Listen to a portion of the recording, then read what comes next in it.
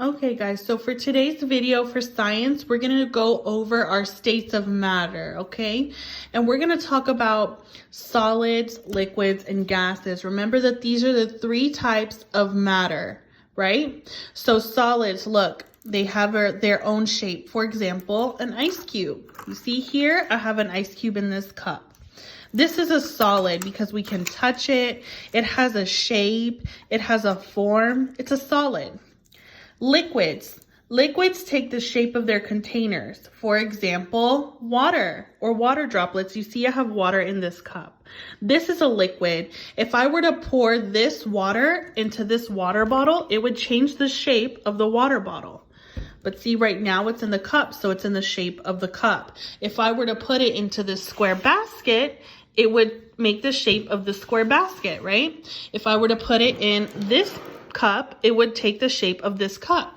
Okay, so liquids take the shape of their container. They don't have a specific shape. They just kind of take the shape of whatever container you put them in.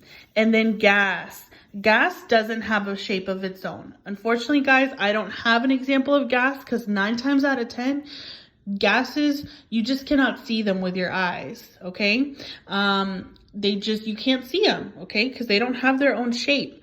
A gas could be something like a cloud of gas. Sometimes you can see that, but for the most part, you can't see gases. So what I want us to do for our science activity today is I want you to write 2 examples of each. 2.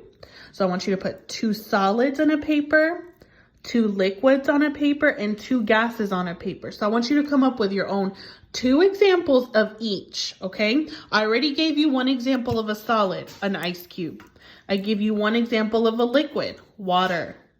And 1 example of a gas cloud, okay?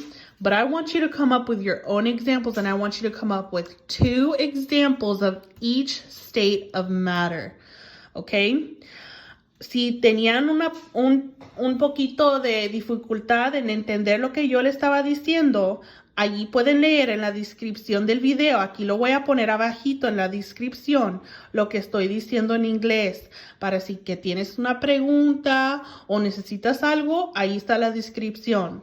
Ahí les dejo la tarea escrita, lo que quiero que hagan, ¿ok? Quiero que me pongan dos ejemplos de sólido, 2 ejemplos de líquidos y 2 ejemplos de gas en una hoja, okay? 2 ejemplos tuyos, okay? So 2 examples of each, 2, 2, 2. So all together you're going to have 6, okay?